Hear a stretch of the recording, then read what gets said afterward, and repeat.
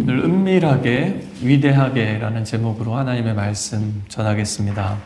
헬스 키친, 흑백 요리사, 언제부턴가 TV쇼에 보면은 요리 프로그램들이 인기입니다. 보면요, 그 주방이 전쟁터 같습니다. 셰프들이 초 단위로 시계를 보면서 지금 불 올려요, 소스 내려, 지금 접시 내야지. 그런데 한 번 그 타이밍을 놓치잖아요. 그러면은 이제 고기가 겉만 있고 속은 차갑게 남아있고, 수프는 금세 쫄아가지고 너무 짜지고, 파스타는 10초 차이로 불어버리기도 합니다. 재능이 그들이 부족하거나 재료가 나빠서도 아니죠. 요리하는데 똑같은 거 가지고 하는데 때를 놓쳤기 때문입니다.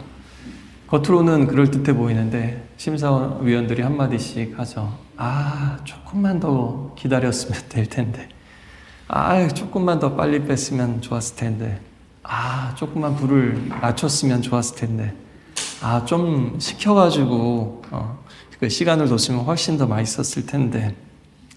주방에서는 그 한순간에 모든 것이 달라집니다.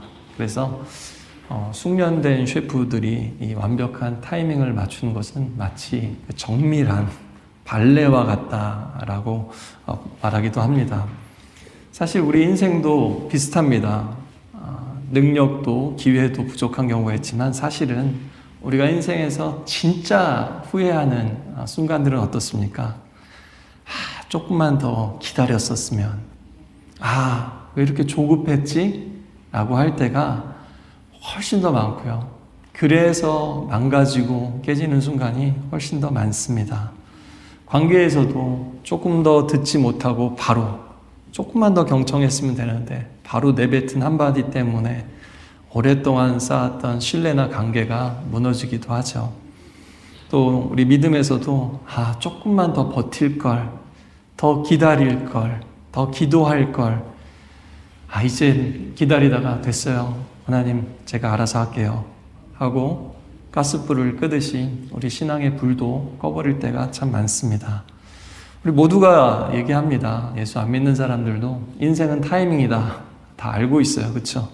그런데요, 오늘은 하나님께서도 타이밍이 정말 중요하다라고 말씀하실 뿐만 아니라 나의 타이밍은 세상의 타이밍과 너무나 다르다라고 또한 말씀하십니다. 사람들은 시계 보고 달력 보면서 자꾸 얘기하거든요. 듀데이트 보면서 얘기하거든요. 하나님은 그렇게 안 하십니다. 그래서 오늘 다시 한번 이 말씀 가운데 하나님의 시간 속으로 다 함께 들어갔으면 좋겠습니다. 또 하나님과 함께 그 스텝을 맞춰서 살아간다라는 것이 무엇인지에 대해서 다시 한번 새기는 시간이 되시기를 바랍니다. 첫 번째로 보니까요, 오늘 예수님께서 갈릴리 지방을 두루 다니셨습니다. 왜냐하면 유대 사람들이 벌써 예수님의 이제 소문과 능력과 따르는 무리들이 있으니까 그 지도자들이 예수님을 죽이려고 했기 때문인데요. 벌써 예수님을 죽이려는 계획이 세워졌습니다. 복음서 보면 생각보다 초반부터 이런 일이 생겼다라는 것을 알 수 있어요. 그래서 예수님께서 갈릴리에 머무십니다. 겁이 나셔서 몸을 사려서가 아니라 우리 예수님께서도 간이 아니라 때를 보고 계신 겁니다. 초막절은요, 그들의 축제 중에서도 가장 또 화려하고 즐거운 축제 중에 하나였습니다. 포도주와 이제 올리브 추수를 하고요, 광야에서 40년 지냈던 것을 기념합니다. 지금도 유대인들이 보면 이제 수콧이라 그래가지고요, 밖에다가 일부러 텐트 같은 거 쳐놓고 거기서 자요. 지금도 여전히 이렇게 거기서 자기도 하고 먹고 마시기도 하고 그렇습니다. 그때 형제들이 말합니다. 이곳을 떠나서 유대로 가십시오. 그랬더니 세상에 알려지기를 바라면서 숨어서 하는 사람들은 없습니다. 형님이 이런 일을 할 바에야 드러내놓고 하십시오. 겉으로 보면은 응원처럼 들리죠. 갈릴리에서 이러고 계실 때가 아닙니다. 진짜 메시아라면 수백만 명이 모인 예루살렘에 가셔서 능력 한번 제대로 보여주세요. 구독자 몇십 명 되는 채널에서 활동하지 마시고 어디 넓은 광화문 같은 데 가셔서 유튜브 라이브 한번 딱 키시고, 런던 같은 데 가셔서 스퀘어에서 한번 키시고 한번 기적 한번 제대로 보여주시면은 아마 게임은 끝날 겁니다. 예루살렘을 접수하실 겁니다. 라고 얘기를 하는 거예요. 게다가 얼마 전에 보면요, 예수님의 제자들이 기적을 봤지만 이 말씀이 너무 어려운데 너무 충격적이고 도발적인 말씀을 하시는데 우리가 가지고 있는 유대교의 어떤 전통과 종교에 대해서 너무 심하게 말씀하시는데 하면서 제자들이 예수님을 많이 떠났어요. 형제들이 조언하는 거예요. 제자들 좀 떠나는데 다시 제자들 불러 모이려면은 좀 넓은 무대 가셔서 한 방을 보여주십시오. 가서 제자들 관리하고 이미지 관리하고 인기 관리하라라는 거죠. 어떤 홍보나 마케팅으로 보면은 뭐 그때나 지금이나 다르지 않은 것 같습니다. 그런데 그 밑바닥에는 어떤 그 스펙타클의 논리가 흐르고 있습니다. 스펙타클의 세계에서는요, 대중들은요, 진리에 대해서, 진짜에 대해서는 사실 이제 별로 관심이 없습니다. 정말 느끼지 않습니까? 요즘 사람들 보면요, 옛날에는 팩트체크 그랬는데요, 그런 채널이 인기 있지 않아요. 그런 뉴스가 인기 있지 않아요. 그냥 내가 이미 지지하고 있는 그런, 또 내가 좋아하는 코드에 맞는 컨텐츠를 계속 사람들이 소비하면서 더 자극적인 걸 원하지, 내 생각이 틀릴 수도 있겠다, 상대편의 주장이 맞을 수도 있겠다라고 하면서 보지 않습니다. 그게 바로 이 스펙타클의 세상입니다. 하지만요, 이 기적에 대한 진정한 반응은, 하나님이 말씀하시는 온전한 반응은요, 와! 이게 아니라요, 사실은 경외와 회개입니다. 베드로가 그랬잖아요. 밤이 맞도록 수고했는데 낚은 것이 없었지만 예수님 말씀에 의지해서 자기는 어부고 예수님은 목수인데 가서 순종해서 갔더니 그 물이 찢어지도록 낚았죠. 그때도 보세요. 타이밍이 베드로가 생각한 최악의 타이밍이었어요. 너무 지쳐 있었고 고기가 잡히는 때도 아니었습니다. 그런데 예수님 말씀에 갔더니 어떻게 돼요? 얼토당토 않은 시간과 장소에서 주님의 역사가, 기적이 일어난 거죠. 그랬더니요, 베드로가 어떻게 했습니까? 의외의 반응을 보였죠. 너무 놀라서 엎드려 버렸어요. 그러면서 내가 예수님을 몰라봤구나 라는 것을 깨달았습니다. 그러고서요, 나는 죄인입니다, 나를 떠나소서, 이렇게 고백하죠. 이게 바로 경외와 회개의 모습입니다. 그러나 형제들에게나 대중들에게 예수님의 기적은 구원이 아니라 구경이었어요. 구원거리가 아니라 구경거리였습니다. 그저 대중들을 열광시키는 어떤 초대형 이벤트, 무슨 매직쇼 같은 거죠. 그래서 중세 신학자 안셀무스가 이런 얘기를 했습니다. 너는 죄가 얼마나 무거운지 제대로 생각해 본 적이 없다. 그러나 여러분 한번 생각해 보세요. 여러분 누군가의 말 한마디, 어떤 잘못된 선택과 행동 때문에 잠 못 이루고 괴로워하신 적, 어떤 무수한 기간을 너무나 힘들어하면서 버틴 그런 시간을 경험해 보셨을 겁니다. 그게 뭐예요? 그게 바로 죄의 무거움이라는 겁니다. 파괴력이라는 거예요. 그런데 이 형제들은 어때요? 그거에 대해서 아직 직면하지도 못했고 그게 무엇인지 감을 잡지 못하고 있다라는 겁니다. 죄와 죽음의 심연이 지금도 우리가 살아가는 세상에, 여러분 운전하고 가다가 짐승들만 로드킬 해갖고 죽는 게 아니잖아요. 지금도 얼마나 많은 이들이 어이없이 고통당하고 있고 죽어가고 있습니까? 그렇죠? 죄와 죽음의 세력이 지금도 엄청나게 활동하고 있는데 우리는 그것은 애써 무시한 채 좋은 것만을 보면서 긍정적으로 살아가려고 하죠. 그러나 하나님께서는 그것을 근본적으로 해결하기 위해서 이 땅에 그 죄악을 심판하시고 구원하시고 영원한 생명으로 옮기시기 위해서 우리가 생각하는 길을 걷지 않으셨어요. 우리가 생각하는 방식으로 일하지 않으셨어요. 모든 사람들이 상상하지 못한 방식으로 일하셨다라는 겁니다. 그래서 여러분 우리의 신앙생활도요, 어쩌다 보면요 그냥 예배 와서 보고 있어요.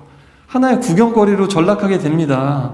또 그냥 들을 거리, 이야기거리가 됩니다. 그래서는 안 됩니다. 그것은 세상에서나 하는 거예요. 우리는 예배가 하나의 구원거리가 되기를 바랍니다.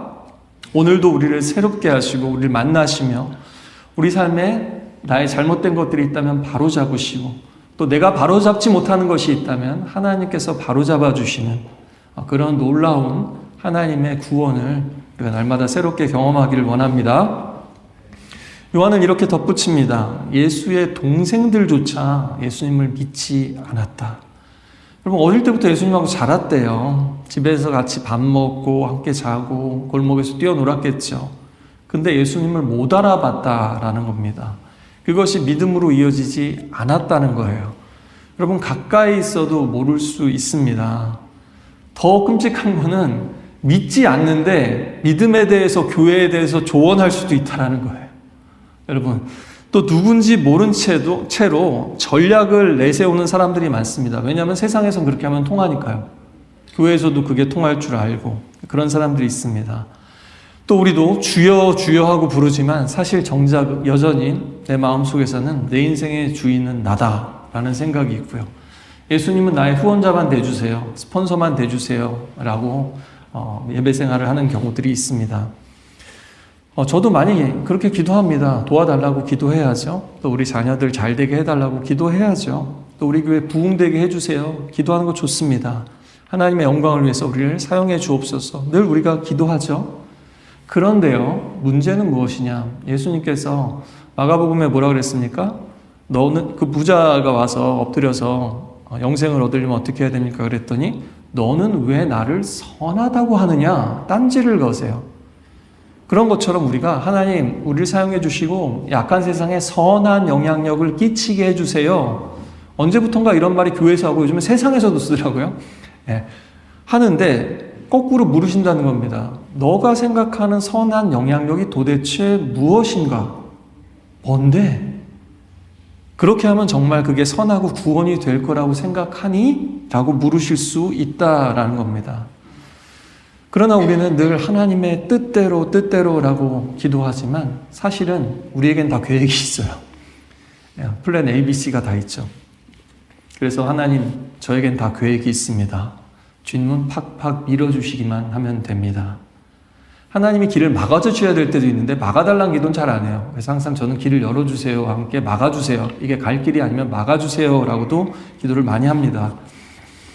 심리학 연구를 보면요, 겉으로는 난 괜찮아, 잘 나가, 약간 이렇게 수액이나 허세를 하는 사람들의 내면 속에는요, 오히려 열등감과 불안이 훨씬 더 큰 경우가 많다고 해요.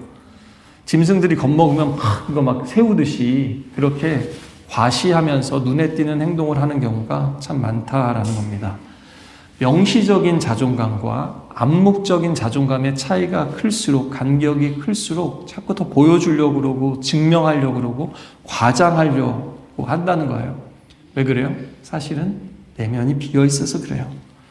그 공허함을 타인의 시선과 인정으로 채우려는 처절한 몸부림이죠. 그러니까 세상 사람들은 무슨 명품 로고 박혀야지 그거 입고서 막 그러고요. 무슨 최고의 맛집 인증하고 올리고, 또 하트가 많이 붙으면 좋아하고 안 붙으면 다시 지우기도 하고 막 아닌가 봐 이러면서, 그죠? 그러면서 뭔가 만족감을 느끼는 이 세상, 막 내가 이런 사람들하고도 알아 그러면서 막 해시태그 달고 막 네트워크를 자랑하지만 사실은 무엇입니까? 그 안에는 공허함이 있어요.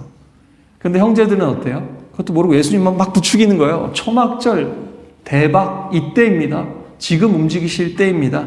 거기 가서 모든 사람들 한 번에 엮읍시다 이런 거죠. 예루살렘 초막절, 수많은 인파들, 사람들의 주목, 와, 소위 대목, 명절 대목이죠, 대목. 지금이 바로 최고의 타이밍이다라고 형제들이 생각하고 있다는 거예요.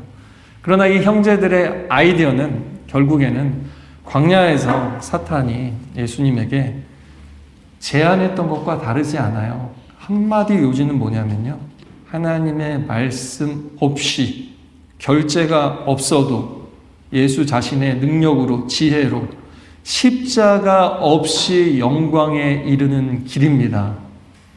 지금 예수 믿어도요, 교회 다녀도요, 이런 유혹이 우리 가운데 여전히 계속 있다라는 겁니다.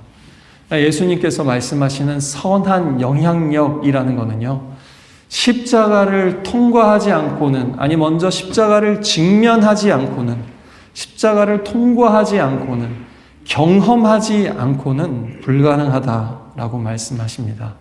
그랬기 때문에 예수님께서는 그 모든 유혹을 끊어내실 수 있었어요. 그리고 예수님의 만족과 행복은 타인의 인정이라는 그런 가벼운 척도에 있지 않았기 때문입니다. 예수님의 정체성은 거기 있지 않았다는 거예요. 형제들은 메시아의 성공 시나리오만 생각합니다. 예수님이 누구고 어디로 가시는지, 도대체 무엇을 하고 계신지는 잘 묻지를 않아요. 깊이 생각하지를 않아요. 예수님의 능력을 모르는 게 아니에요. 진짜 중요한 건 무엇입니까? 예수님의 때와 길을 모르는 거예요. 지금도요, 많은 이들이 예수님 믿는다고 하는데 예수님의 능력은 믿어요. 근데 예수님의 방식은, 예수님의 그 구원이라는 게 도대체 어떤 의미인지는 모르는 겁니다. 오늘 우리 자신도 이 말씀 앞에 같이 나는 어떠한가? 정말 이것을 깨닫고 있는가? 내가 하나님의 능력뿐만 아니라 부유함뿐만 아니라 그 약해지심과 고난당하심과 그 좁은 길을 걸어가신 그 예수님의 방식을 내가 정말 알고 있는가? 다시 한번 우리 스스로에게 이 말씀을 가지고 질문해 볼 수 있기를 바랍니다. 두 번째로요, 이런 형제들의 제안에 예수님이 응답을 하십니다. 형제들이 재촉하니까 예수님이요 이렇게 말씀하세요. 내 때는 아직 오지 않았다. 너희 때는 항상 준비되어 있다. 무슨 얘기인가 하면요, 형제들은 자유롭다는 거예요. 시간에 대해서 자유롭게 자기네들 하고 싶은 대로 하면서 산다라는 거예요.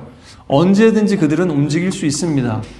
근데 그게 뭐예요? 사실은 세상을 따라 사는 거예요. 언제 사람들이 많이 모이는지, 몰려가는지, 언제가 사람들이 기대하는 때인지, 거기에 부응할 수 있는 때인지, 야, 지금 분위기 좋다. 지금이다. 지금 되겠다 싶은 바로 그런 때죠. 그거를 붙잡고 세상 사람들은 움직여요. 그러나 예수님은요, 아버지의 때를 따라서, 아버지의 스케줄을 따라서, 아버지의 길을 따라서, 그 방식을 따라서 움직이신다라는 거예요. 그게 구속 같지만 사실은 그것이야말로 진짜 구원이라는 겁니다. 모든 것을 풀어놓는다고 되는 게 아니에요. 하나님의 그 말씀에 그 경계 안에서 우리가 움직일 때 진정한 자유와 해방이 있습니다. 요한복음에는요, 특별히 때라는 표현이 혹은 시로 번역이 되는데요, 굉장히 자주 나오죠. 그리스어로 이제 호라라고 하는데요. 가나 혼인잔치에서 내 때가 아직 이르지 않았다라고 말씀하시고요. 사마리아 여인에게 뭐라고 하셨습니까? 참되게 예배하는 자들은 아버지께 예배할 때가 오는데 바로 이때다 라고 말씀하셨어요. 예수님과 대화하는 이때가 바로 은혜의 때라는 것이죠. 또 사람들이 예수님을 체포하려고 그랬습니다. 붙잡으려고 그랬어요. 그랬더니 예수님께서 아직 때가 이르지 않았다라고 하셨고요. 사람들은 예수님을 체포할 수가 없었습니다. 그러다가 어느 날 또 예수님 말씀하십니다. 인자가 영광을 얻을 때가 왔다. 십자가를 앞두고 하신 말씀이에요. 근데 십자가를 앞두고 뭐라고요? 그 고난의 때를 앞두고 요한복음에서는 예수님께서 영광을 받을 때가 왔다라고 표현하신다라는 거예요. 그게 바로 예수님이 말씀하시는, 하나님이 말씀하시는 영광의 때이고 십자가 고난의 때이고 죽음의 때이지만 그 예수님의 죽음을 통해서 모두를 살릴 수 있는 구원의 때였습니다. 그래서 요한복음에서도요, 성경에서도요, 이 때는 단순히 그 시계에 찍히는 그런 숫자가 아니에요. 십자가의 부활과 영광이, 그 고난과 구원이 한 점에서 수렴되는 바로 그 결정적인 순간입니다. 성공의 타이밍이 아니라 구원의 타이밍, 십자가의 타이밍이었습니다. 인기 절정, 인생 절정이 아니라 사랑과 순종과 희생이 한 곳으로 수렴되는 바로 그 순간이죠. 우리는 지금이 기회다. 더 늦으면 안 된다. 지금 당장 여기서 형제들처럼 세상은 자꾸 그렇게 부추기고 우리 자신도 자꾸 그런 생각이 들어요. 그런데요, 꼭 기억하십시오. 하나님의 시간은 늘 우리 시간과 안 맞아요. 하나님의 길은 우리보다 높다고 했어요. 하늘에서 길을 냈어요. 광야에 길이 없는데도 길을 냈어요. 우리가 생각하는 길과 방법과 하나님의 방식은 달라도 너무 달라요. 근데 이거를 아는 사람이 믿음의 세계, 은혜의 세계를 살아가는 거고요. 하나님을 누리면서 살아갈 수 있는 겁니다. 성경에서 요한복음에서는 아까 호라라는 표현이 나왔지만 성경에서는요. 또 크로노스와 카이로스로 요한복음 오늘에서 나온 이 시간도요. 카이로스라는 의미인데요. 원래 세상 사람들이 말하는 시간은요. 연대기적인 시간입니다. 균등하게 구획된 시간, 시계바늘처럼 똑딱 계속 흘러가는 그런 양적인 시간을 얘기합니다. 형제들의 시간은 이 크로노스의 시간에, 연대기적인 시간에 매여 있습니다. 축제가 며칠이다, 며칠 남았다, D-Day, Due Date, 언제 올라가야 된다, 지금 아니면은 노치 끝난다. 늘 이렇게 달력보면서 안달한다는 거예요. 안달복달한다는 겁니다. 벌써 2026년이야.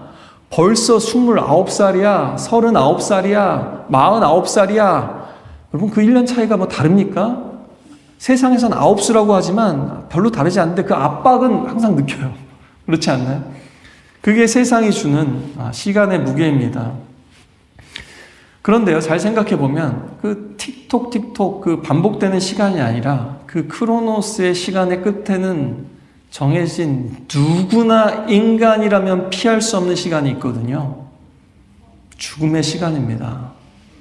그래서 모두가 불안해하고 두려워하고 주어진 시간을 잘 써야지 하면서 조급하게 부지런히 성실하게 살아가는 겁니다. 그러나 그 시간은 끝나면 흙으로 돌아가요, 육체는. 반면에 하나님께서 말씀하시는 이 시간은 영원한 시간을, 영원한 생명을 여는 그런 시간입니다. 의미가 꽉 차서 마치 컵에 물이 차내 폭포수처럼 부어서 확 넘치듯이 모든 메마른 땅을 적시듯이 그렇게 의미가 충만해서 흘러 넘치는 시간입니다. 그리고 그 시간은 하나님 아버지의 결제가 떨어져야만 돼요. 아무리 인간이 노력만 한다고 되지 않습니다. 여러분 이거를 경험한 사람들이 예수님을 많이 믿어요. 내가 아등바등 다 해봤고 노력했는데 그게 나쁘다는 게 아니에요. 너무 좋지요. 그런데 인생은 거기에 판가름 나지 않더라. 그 한계, 이 죄악된 세상의 한계, 서로 짓밟고 올라가려는 그 세상의 한계를 느낀 사람들이 이런 세상이 과연 좋지 않다. 이게 과연 하나님의 뜻일까 의도일까? 이거 아니지 않나? 이것을 느낀 사람들이 하나님에게 마음을 열게 되는 겁니다. 여러분, 앞서 요리로 한번 비유하자면, 여러분, 스테이크 좋아하시죠? 스테이크 구울 때 1분도 아니에요. 30초만 지나도 이게 무슨 미디엄 레어에서 웰던으로 넘어가는 시간이 생각보다 굉장히 짧은 것 같아요. 어떤 육즙과 식감이 너무 쉽게 바뀝니다. 또 아니면 달고나 해보셨죠? 달고나 할 때 여러분 그 몇 초 만에 달고나가 쓰고나로 변합니다. 그렇죠? 순식간에 변해요. 그리고 한번 생각해 보세요. 요리를 똑같이 하는데 레시피에 달궈진 프라이팬에 강불에 2.5cm 두께의 고기를, 몇 그램짜리 고기를 3분 30초 센 불이라고 레시피에 적혀 있어요. 몇 도에서. 그러나 다 똑같이 하는데 누가 하면 맛있고 누가 하면 별로예요. 왜 그렇습니까? 그러면 그렇게 되지 않아요. 이게 뭐예요? 그게 크로노스의 시간이라는 거예요. 그런 시간이 모두에게 주어져서 또 공평하게 주어진 것 같지만 결과물은 너무나 다르다는 거예요. 왜요? 인생에는 그런 시간만 있는 게 아니에요. 근데 우리 할머니들이나 좀 요리 오래 하신 분들은 어때요? 물어보잖아요. 이거 어떻게 하신? 제가 예전에 그 자취할 때 재래시장 가서 할머니들한테 물어봐요. 이거 어떻게 하면 되나요? 그러면은 그냥 그런 거 없어요. 그런 거 없고 그냥 이거 해가지고 데친 다음에 파를 서걱서걱 넣어가지고 대충 비벼, 맛보면서 비벼, 그러다가 느낌이 탁 오는데 그때 건져, 뭐 이런 식으로 표현한다는 거예요. 근데 그분들이 한 게 훨씬 맛있어. 그쵸? 명장 셰프가 한 레시피를 보고 해서 안 되지만, 그쵸? 그리고요, 여러분, 착각하면 안 돼요. 그래서 많은 사람들은 이게 무슨 직감이다, 감각이다라고만 생각할 수 있는데 그렇지 않거든요. 어떻습니까? 정보가 있어요. 어떤 정보가 있습니까? 사실은 오감이 열려야 돼요. 오감이. 시각, 촉각, 후각, 청각을 요리할 때 다 동원하는 거예요. 그렇죠? 하다가 괜찮은가 맛도 보고 색깔 보면서 요 색깔 나왔네? 이때야 하고요. 또 냄새가 여기서 더하면 타지. 냄새로 딱 판단하고요. 어떨 때는 청각으로 자글자글 소리가 나네 하면서 탁 건져내는 거죠. 그렇죠? 그뿐만 아니라 어떻습니까? 레스팅을 해야 된대요. 우리 교회 집사님도 한번 그 레스팅을 하는 거 보고 제가 감동했습니다. 이 레스팅을 하는 이유가 있구나. 이 육즙이 다르구나. 그 감동이 있습니다. 그렇죠? 이게 뭐예요? 바로 향이 올라오기 시작한다. 색이 변한다. 소리가 난다. 이게 감각적으로 직관적으로 알아보는 그 타이밍, 바로 카이로스의 시간이라는 겁니다. 아주 쉽게 설명을 하자면요. 인생은 이제 이런 데 달려있는 게 너무 많다는 거예요. 그렇다고 해서 대충 감으로 해 이렇게 여러분 인생 감으로 살 수 없잖아요. 그래서 예수님이 무슨 말씀을 하시냐면요. 종말의 때는 나도 모른다라고 말씀하셨어요. 언제 주님이 다시 오시고 이 세상의 역사가 끝나고 영원한 하나님의 나라가 다시 열릴지 몰라요. 그런데 시대의 표적을 분간하라 이런 말씀을 하셨어요. 그 얘기는 뭐냐면요. 초집중해서 이 세상을 바라보라는 거예요. 그리고 하나님 말씀에 집중해보라는 거예요. 그렇게 먼저 하나님의 말씀 듣고 냄새 맡듯이 느끼듯이 영국 묵상을 해도 지난주에도 우리 성경 공부하는데요. 이런 게 입체 묵상이라는 거군요. 너무 제가 예수님을 평면적으로 이해했던 것 같아요 라고 고백하는 지체들이 있었습니다. 그러니까 예수님에 대해서도 이렇게 오감을 동원해야 된다는 거예요. 성경을 읽을 때도. 그렇게 하다 보면 이게 내 삶 속에 살아 움직이는 것 같이 느껴지게 된다라는 거예요. 그죠? 그렇게 집중하고 또 세상의 역사를 바라볼 때도요. 그냥 보는 게 아니라 집중하면서 보고 듣고 냄새 맡고 만지고 해보라는 겁니다. 그러면요. 하나님의 시간, 하나님의 역사, 하나님의 그 놀라운 구원이 보이고 느껴지고 만질 수 있게 되더라. 이게 바로 성경의 말씀입니다. 예수님은요. 그런 세상의 타이밍과 시간이 아니라 우리 모두의 죄를 해결하시려고 십자가를 지고 부활하실 그 영광을 받으실 그 카이로스의 시간이 올 때까지 기다리고 준비하셨어요. 너희는 명절을 지키러 올라가거라. 아직 내 때가 되지 않았으니 이번 명절에는 올라가지 않겠다. 그러나 형제들이 떠난 후에도 예수님은 결국에 예루살렘으로 올라가셨습니다. 그러나 예수의 동생들이 명절을 지키러 올라간 후에 예수님께서는 아무도 모르게 또 은밀히 올라가세요. 너네 언제 올라가라? 나 올라가지 않겠다. 이번 명절에. 그래 놓고 또 보면 올라가세요. 보세요. 이게 벌써 사람들이 생각하는 시간과 다르다는 겁니다. 예수님의 이 은밀한 행동은요. 겁이나 타협의 결과가 아닙니다. 아버지의 때를 신뢰하기 때문이고요. 절제하실 수 있기 때문이고요. 그 유혹에 대해서 이길 수 있기 때문이고요. 순종하실 수 있기 때문에 이게 가능한 겁니다.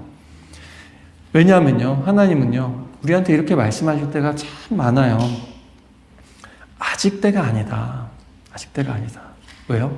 아직 더 뿌리가 깊이 내려가야 된다. 아직 아니야. 더 많이 좀 자라야 된다. 더 두꺼워져야 된다. 단단해져야 된다. 더 잎이 나야 된다. 열매를 맺어야 된다.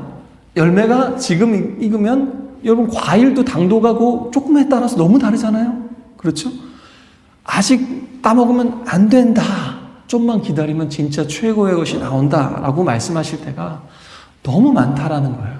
하나님의 시절에 대해서, 시간에 대해서. 근데 우리는 자꾸 세상 사람들처럼 그 시간표를 따르다 보니까 조급해지거나 혹은 주저하다가 타이밍을 놓칠 때가 너무 많다라는 겁니다. 우리 예수님은 언더그라운드 출신이셨죠. 그런데 결국에는 우리 예수님도 언더에서 끝나진 않으셨어요. 메인스트림에 올라타셨고 그 대신 그 절정에서 죽임을 당하셨습니다. 여러분 하나님의 사람들을 다 보십시오. 언더그라운드의 시간이 있어요. 땅 속의 시간. 그 시간은요. 깊이 뿌리를 내리는 시간이기도 하고요. 더 나아가서는 한 알의 밀알이 썩어 죽어지는 시간이기도 해요. 그래야만 하나님이 말씀하시는 열매를, 생명을 맺을 수 있기 때문이죠. 우리 인생에도 이런 시간이 참 많습니다. 또 우리 가운데도 분명히 이런 시간을 보내고 계신 분들이 많이 계실 겁니다. 기도는 하는데 바뀌는 거는 별로 없어 보이고, 뭔가 씨는 뿌려졌고 내 마음에 말씀은 있는데 뭔가 겉으로 위로 올라오지는 않는 것 같은 그 지루한 시간이 있습니다. 그럴 때 세상은 자꾸 우리에게 말하죠. 에이, 소용없어. 시간 낭비하고 있네.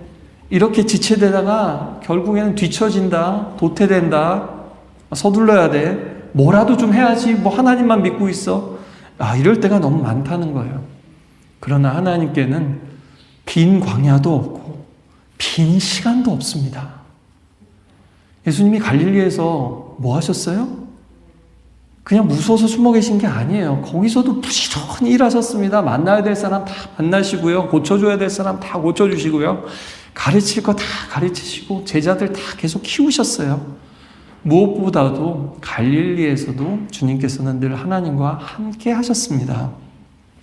우리의 일상도 그렇지 않나요? 사실 우리 인생의 진짜 중요한 일들은 사람들에게 보이는 무대 바깥에 있는 경우가 참 많습니다. 아침에 일어나서 눈 뜨고 출근 준비하고 또 교통카드 찍고 오랫동안 시간 걸려서 출근하고 퇴근하고 회의하고 메일 쓰고 장 보고 밥 차려주고 설거지하고 또 잠자리에 들고 뭔가 인스타그래머블 모먼트라고 그러더라고요. 사진 찍어 올릴 만한 시간은 별로 없어 보이지만 이제는 사진 찍을 것도 별로 없어. 반복되고 무의미해 보이는 일상 속에서 아무에게도 말하지 못하고 눈물 흘리는 그런 시간들이야말로 은밀하지만 위대한 하나님의 시간일 때가 너무나 많지 않던가요? 지체되는 시간 속에서도 하나님 제발 도와주십시오 하고 하나님을 바라는 그 시간들. 내 몸 하나 추스리기도 힘든데 내 가족은 더 아프네. 내 지체는 우리 교회 성도는 더 아프네. 그 사람들을 위해서 기도하고 돌보는 그런 시간들. 나도 피곤해서 눕고 싶은데 그래도 오늘 할 건 해야지. 아이들 불러놓고 40일기도 읽어주고 성경책 읽어주고 하는 그런 시간들. 또 회사에서도 딴 사람들은 뒷담화하고 또 어떻게 해서든지 웃으면서 뒤에서 칼 뽑으려고 하는데 묵묵히 정직하게 성실하게 하려고 하는 그런 시간들. 눈에 띄지 않지만 오늘도 이 예배를 묵묵하게 준비하고 또 사람들을 섬기고 있는 바로 우리들의 시간 말입니다. 시간이야말로 은밀하지만 그러나 정말 위대한 하나님의 시간인 줄 믿습니다. 그런데 어떻다고요? 월요일 나가보세요. 예배당 떠나보세요. 그 시간이 전혀 은밀하고 위대하게 생각이 안 된다고요. 잊지 마시라고요. 세상은 자꾸 뭐 보여주라고 그러고 보이는 거 가지고 하는데 그게 아니라 아닙니다. 이 시간이 정말 언젠가는 하나님이 온 세상에 드러내실 수 있는 그런 시간이구나. 혹은 이 세상에서 이름 없이 빛도 없이 살지라도 하나님이 언젠가는 반드시 그 영원한 나라를 기억하실 시간이구나. 우리 또한 마음에 새길 수 있길 바랍니다. 종교개혁자 루터가 하이델베르크 논제에서 두 가지를 한 쌍을 대조시켰는데요. 하나는 뭐냐면요. 드러내시는 하나님.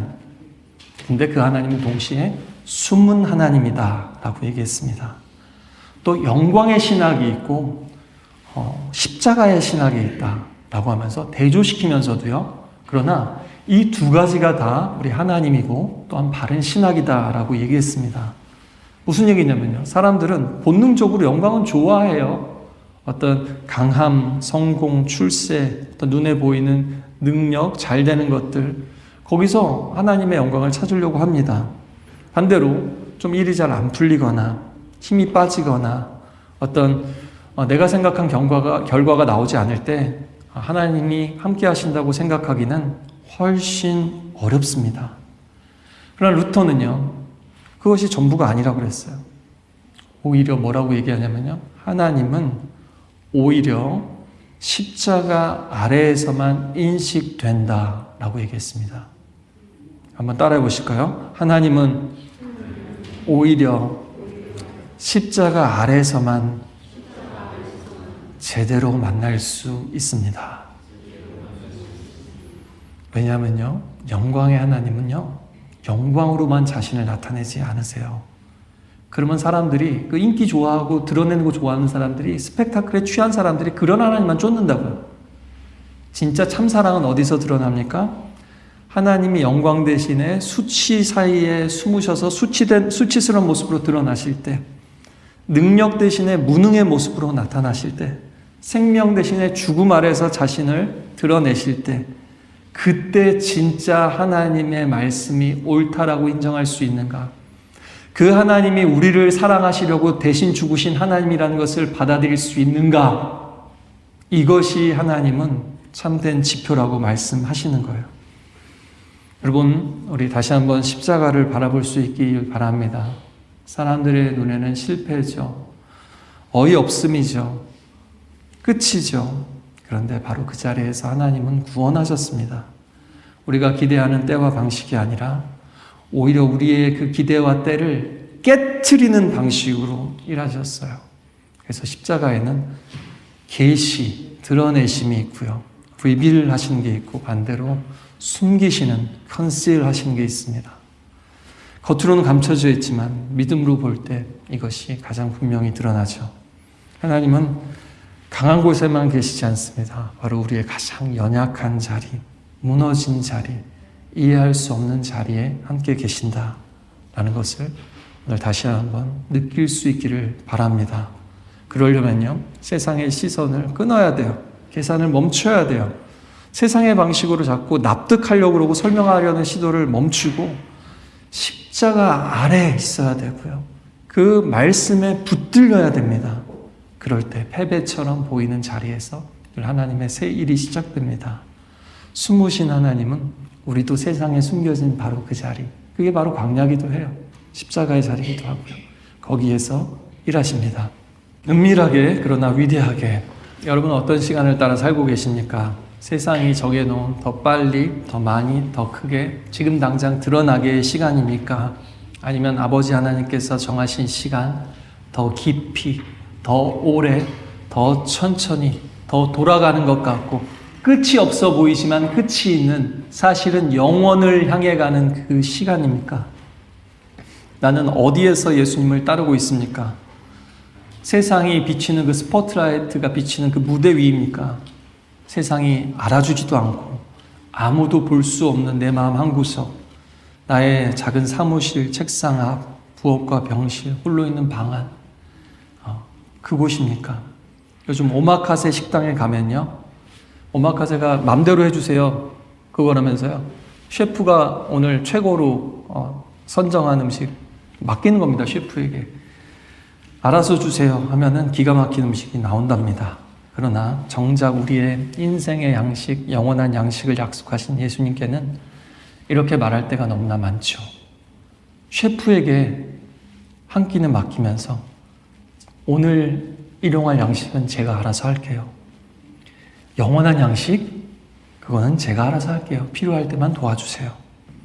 여러분, 우리는 한 점의 스테이크를 위해서도 굽기 하나를 맞추려고 온 신경을 곤두세우고 집중합니다. 불의 세기, 굽는 시간, 기다리는 시간, 그 레스팅의 시간, 그 미디엄 레어 한 점을 위해서도 그렇게 진심이고 정성이지 않습니까? 그것도 하나님이 주신 선물이에요. 맛있게 많이 드십시오. 네, 누리십시오. 그러나 질문해 보아야 합니다. 과연 내 믿음이, 인격이, 인생이 하나님 앞에 기뻐하시는 제물, 그 어린 양 고기가 스테이크였습니다. 하나님께 드리는 제물이요. 하나님께 드릴 뿐만 아니라 사람들이 그 성막에서 같이 먹었어요. 네. 뭐예요? 제물이라는 거는 스테이크예요. 이거가 잘 익혀야 됩니다. 그런데 우리의 식사가 아니라 하나님이 기뻐 받으시는 그 제물과 같은 인생을 위해서 우리는 과연 오감을 열고 초집중하고 그렇게 하고 있는가? 진심인가? 정성인가? 오늘 하나님 앞에 응답할 수 있기를 바랍니다. 우리 주님의 시간에 다시 한번 하나님의 시간과 타이밍의 길에 내 인생의 시간도 맞추어 보고 싶습니다. 함께 걷고 싶습니다. 우리 찬양하고 고백합시다.